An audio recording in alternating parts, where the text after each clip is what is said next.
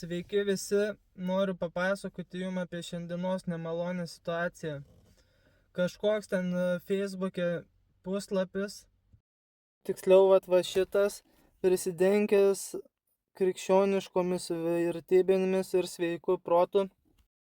Jeigu pažiūrėjus labiau, čia pas jį turinys rasistinis. Jisai vien tik tai žiūri, kaip sukiršint lietuvius su užsieniečiais.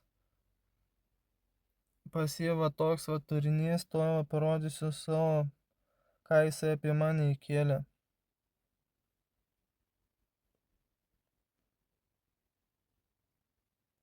Čia jisai, kaip matote, teigia, kad aš lygtais neva žiūriu į lietuvius kaip į priešus.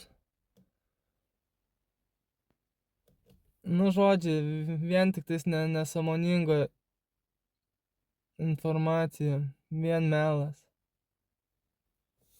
Prisidengęs, kad jisai gina krikščioniškas vertybės ir sveiką protą, jisai kursto neapykantą ir kelia rasistinį turinį.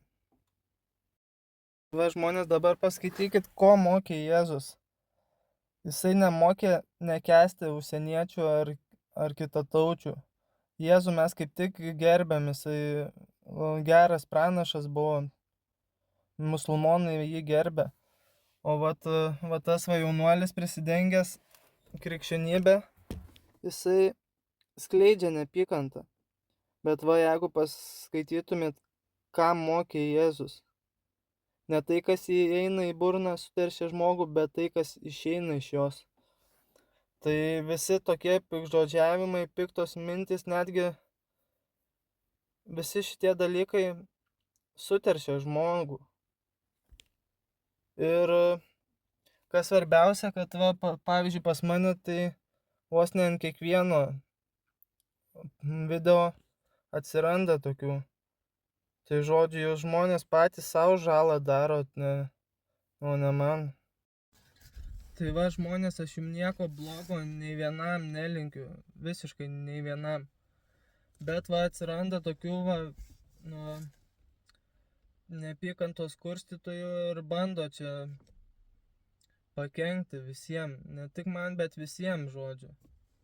Tai būkit atsargus, jeigu sekat va jį tam puslapį, tai unfollowinkit ir iš viso reportuoti reikia tokius, kad čia neskleistų tos neapykantos. O šiaip aš jums tik gero noriu. Noriu, kad jūs keliautumėt į rojų. Nenoriu, kad nuklystumėt klystkeliais. Dar ten jisai kažką kalba apie lietuviškumą, kad saugo lietuvių pamatus ar kažką tokio. Bet kad mūsų protėvių lietuvių tikėjimas net nebuvo krikščionybė. O jeigu paskaitytume, tai per prievartą įgrūdo lietuviam krikščionybę.